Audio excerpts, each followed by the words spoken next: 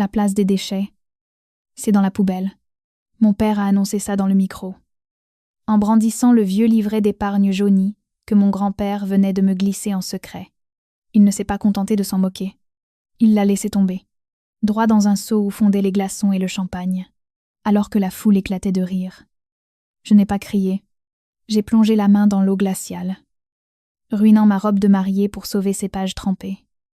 Et je suis partie, sans un regard en arrière, avant de vous révéler le secret caché dans ces pages détrempées, et comment je l'ai utilisé pour anéantir l'empire factice de mon père. Dites-moi en commentaire, quelle est la chose la plus cruelle qu'un membre de votre famille vous ait faite lors d'une fête? Je lis chacune de vos histoires.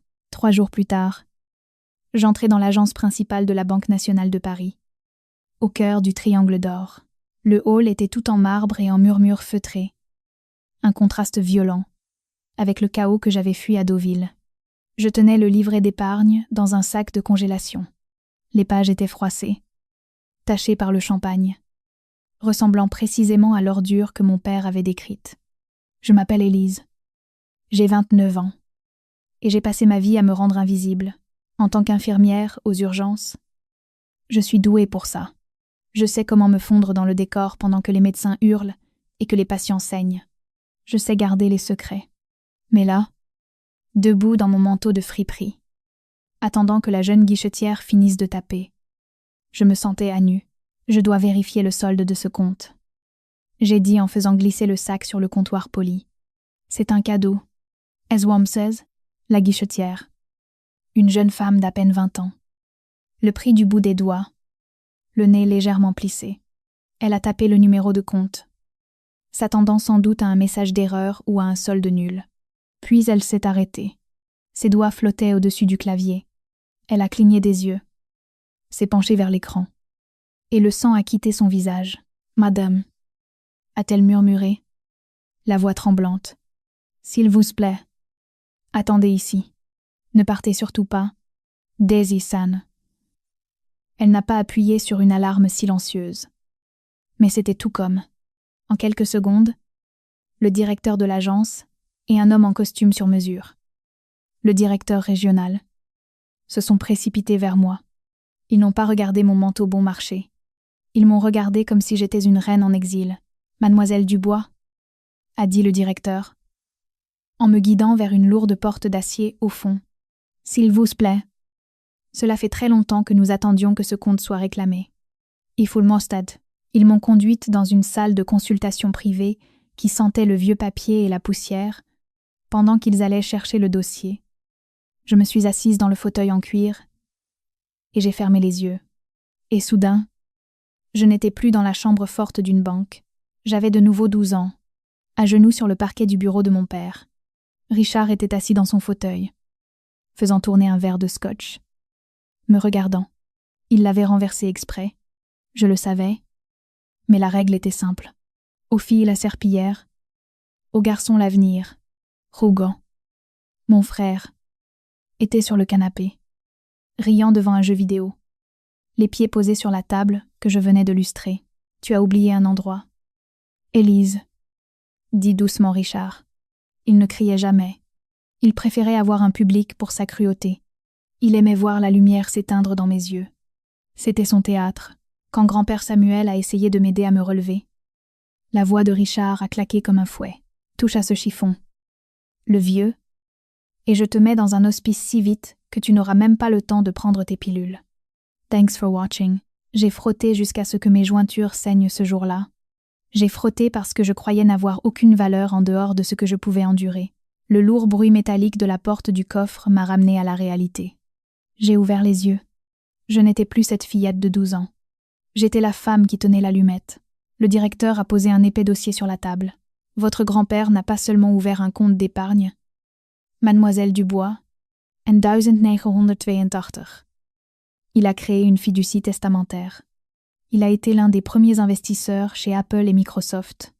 Il a réinvesti chaque dividende dans le portefeuille, sans jamais y toucher. Pendant 40 ans. Is most biening. Il a tourné le document vers moi. La valeur actuelle de la fiducie, qui vous est légalement due suite à son décès. S2. 12 400 000 €. Le chiffre était là. Sur la page, noir et absolu. 124,000 euros. Euros. Je l'ai fixé. J'ai pensé au seau de champagne. J'ai pensé à Richard. Riant dans le micro. Qualifiant cette fortune de déchet. Il avait tenu 12 millions d'euros dans sa main et les avait jetés parce qu'il était trop arrogant pour regarder à l'intérieur de la couverture. Y a-t-il quelqu'un d'autre sur le compte? J'ai demandé. Ma voix calme. Clinique. Non, a dit le directeur. Juste vous. Tout est entièrement à vous. Bonive, indesise, enve. J'ai touché le livret séché et abîmé. Ce n'était pas seulement de l'argent. C'était une arme. Et pour la première fois de ma vie, je savais exactement où viser.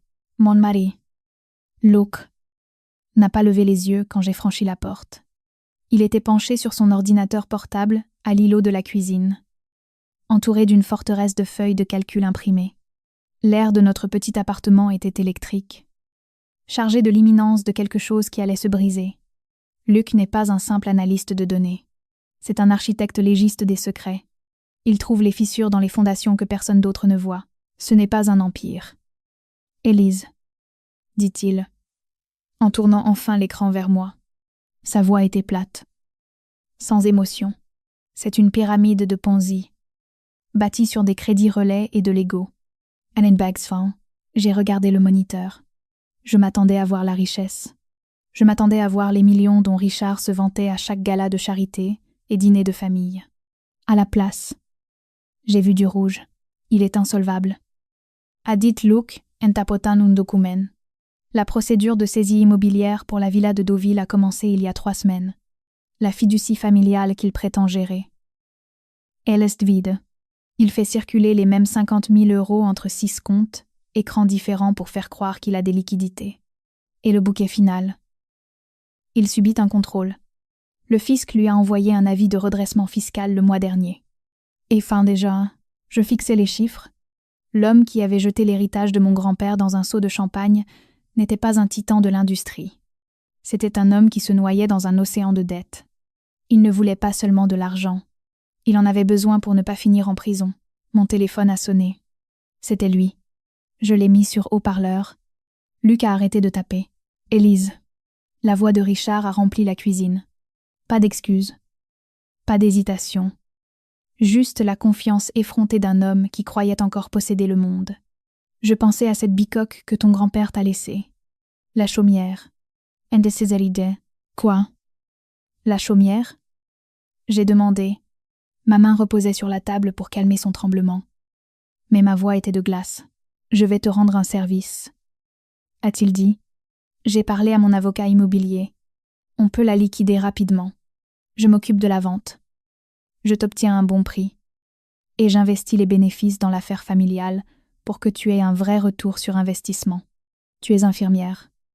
Ma chérie, tu ne connais rien aux impôts fonciers ou à l'entretien. J'essaie de t'épargner des soucis. Edouard, il voulait la chaumière. C'était la seule chose tangible que Samuel m'avait laissée. À part le livret. Elle valait peu, être 300 000 euros. Une misère pour un milliardaire. Mais une bouée de sauvetage pour un escroc aux abois. Yenvens passe. Papa. Jaidet. Un silence. Puis le masque est tombé. Écoute-moi bien. A-t-il grondé. Sa voix baissant d'une octave. Ce vieil homme n'avait plus toute sa tête quand il a signé cet acte. J'ai des témoins prêts à certifier que tu as manipulé un vieillard sénile pour lui faire signer des actifs familiaux. Si tu ne signes pas les papiers de transfert d'ici vendredi, je t'attaque pour abus de faiblesse. Je te traînerai devant les tribunaux, jusqu'à ce que tu sois ruiné. Tu me comprends? Tu ne joues pas dans la même catégorie. Élise. Indecides belita mosta. Il ne me protégeait pas. Il chassait les liquidités, n'importe quel actif qu'il pouvait saisir. Vendre. Et jeter dans son trou noir de dette. Je comprends parfaitement. Jaidit. Bien. Je te fais envoyer les papiers. Andanizamenis. La ligne a été coupée. J'ai regardé Luc. Il n'avait pas peur. Il souriait. D'un sourire froid et acéré qui correspondait au sentiment qui montait dans ma poitrine. Richard pensait qu'il intimidait une fille sans défense. Il ne savait pas qu'il venait de nous donner le plan de sa propre destruction. Il était désespéré. Et les hommes désespérés font des erreurs. J'ai attendu 24 heures avant de le rappeler. Le silence est un puissant amplificateur. Il laisse le désespoir s'installer. Luc et moi avons passé cette journée non pas à paniquer, mais à nous préparer. Nous n'avons pas engagé d'avocat pour contester la vente de la chaumière. Nous avons engagé un graphiste pour créer un faux portefeuille de documents d'investissement. Quand j'ai enfin composé le numéro de Richard, j'ai joué le rôle de ma vie. Je n'ai pas convoqué la femme confiante qui était sortie de la banque. J'ai convoqué la fillette de 12 ans, terrifiée à l'idée de renverser du scotch. « Papa !» J'ai murmuré quand il a décroché. J'ai laissé ma voix trembler. « Yeah !» Je suis désolée d'avoir raccroché. Je ne savais pas quoi dire. « Abby, des, des, tu devrais être désolée. » A-t-il lâché. Mais le ton était moins tranchant. Il écoutait, ce n'est pas que la chaumière. Jaidit, calibrant ma voix sur la fréquence parfaite de la panique naïve. Je suis allée à la banque. Le livret. Il n'était pas vide. Ngobless. Le silence à l'autre bout du fil était total. Je pouvais presque l'entendre faire le calcul mental. Combien ? A-t-il demandé. La cupidité suintait à travers le téléphone comme du pétrole. 12 millions ? J'ai articulé difficilement. 12 millions. Mais papa. Je ne sais pas quoi faire. Le directeur de la banque a commencé à parler d'impôts sur les plus-values et de contrôles fiscaux. Et je crois que je vais avoir des problèmes. Si le fisc découvre que j'ai ça, ils vont m'en prendre la moitié. Je ne sais pas comment le cacher. Grade vous, c'était l'appât parfait. Je lui ai servi exactement ce qu'il croyait de moi, que j'étais faible, estupide et incapable de gérer le pouvoir, et je lui ai servi exactement ce dont il avait besoin. Une injection massive de liquidité pour couvrir ses propres crimes. Écoute-moi très attentivement. Élise, dit-il. Sa voix s'est instantanément transformée, passant du tyran au sauveur. C'était glaçant. Ne signe rien avec la banque. Ne parle à aucun avocat. Tu m'apportes ces papiers. Je peux les abriter sous la fiducie familiale. On peut le classer comme un actif préexistant. C'est compliqué. Mais je peux faire disparaître l'obligation fiscale. Je fais ça pour toi. Ma chérie. Pour te protéger. Me protéger? Il voulait avaler l'héritage d'un seul coup pour boucher les trous de son navire en perdition. On peut le faire ce soir? J'ai demandé. Non. A-t-il dit. Trop vite. Il avait besoin de temps pour préparer les faux papiers de transfert. J'ai le gala de l'homme de l'année samedi à Paris. C'est parfait. Apporte les documents là-bas. On signera tout dans le salon VIP avant les discours. J'annoncerai l'expansion du fonds familial. Ça paraîtra légitime. Abby, il voulait son public. Il voulait la gloire d'annoncer une manne de 12 millions d'euros comme étant le fruit de son propre génie des affaires. D'accord. Jaidit. Merci. Papa. Merci de régler ça. In financing spotted don, c'est à ça que servent les pères. A-t-il dit. J'ai raccroché. J'ai regardé Luc. La peur a disparu de mon visage instantanément. Il a mordo. Jaidit. Luc a hoché la tête.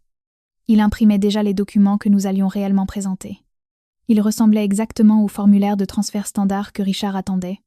Même police. Mêmes en-tête. Mais les petits caractères n'étaient pas un transfert de fonds. C'était une reconnaissance de responsabilité unique. Richard pensait qu'il ferait une fille crédule. Il n'avait pas compris qu'il venait d'inviter le bourreau à sa propre fête. Le gala de charité de l'homme de l'année se tenait dans la grande salle de bal du Plaza Athénée. Des lustres en cristal déversaient leur lumière sur les épaules de l'élite parisienne. Une salle pleine de vieilles fortunes, de pouvoir politique et, dans le cas de mon père, d'ambition désespérée et dévorante. Je suis arrivée à 1955. Je ne portais pas les vêtements beiges et sages que Richard préférait me voir porter. Je portais une robe rouge structurée qui valait plus que ma voiture. J'ai traversé la foule. Je ne l'ai pas contournée. J'ai vu Hugo près du bar. Riant trop fort. Déjà à son 3e verre. Il ne m'a pas vue. Il était trop occupé à jouer les dauphins d'un royaume qui n'existait pas. Richard était à l'avant de la salle, flanqué de 2 sénateurs. Il était radieux. C'était l'éclat d'un homme qui pensait avoir réussi le casse du siècle. Quand il m'a vu approcher, son sourire n'a pas vacillé. Mais ses yeux se sont plissés. Il s'est excusé et m'a rejointe près des marches de la Seine. Tu es un retard. A-t-il sifflé entre ses dents, gardant son sourire figé pour les photographes. Tu les as? Je les ai. J'ai dit. J'ai tendu le porte-document en cuir bleu. Il me l'a arraché des mains. Sa cupidité était une force physique, vibrant de lui comme de la chaleur. Tout y est? A-t-il demandé. Les autorisations de transfert, la procuration. Et du feine Endfes. Tout y est. Papa, comme tu l'as demandé. Ça place la totalité des 12 millions sous le contrôle de la fiducie familiale. Tu n'as qu'à signer en tant qu'unique fiduciaire pour accepter les actifs. Pas de ceci. Il a ouvert le dossier. Il n'a pas lu les clauses. Il n'a pas vérifié les définitions. Il a juste vu la ligne de signature. Un homme intelligent aurait demandé pourquoi le document était intitulé « Attestation de gestion historique et de responsabilité unique ». Un homme intelligent se serait demandé pourquoi les dates remontaient sur 20 ans. Le liant rétroactivement à chaque société, écran listé en annexe. Mais Richard n'était pas intelligent. Il était arrogant. Il croyait si fort en sa propre domination qu'il ne pouvait concevoir un monde où j'étais la menace. Il a sorti un stylo Montblanc de sa poche. « Tu as fait ce qu'il fallait. »« Élise » a-t-il dit en griffonnant sa signature avec une fioriture. Puis il m'a rendu le dossier. Dédaigneux. Tournant déjà son attention vers le podium, « Va trouver une place au fond. » A-t-il ordonné. J'ai une annonce à faire. Takesverin de Savne. Il a gravi les marches de la Seine. La salle s'est tue. Le projecteur l'a frappé. Je ne me suis pas retiré au fond. Je me suis déplacé sur le côté. J'ai photographié la page signée. Et j'ai appuyé sur envoyer, à 5 km de là. Luc a reçu le fichier. La jointe à la plainte de dénonciation que nous avions finalisée quelques jours plus tôt.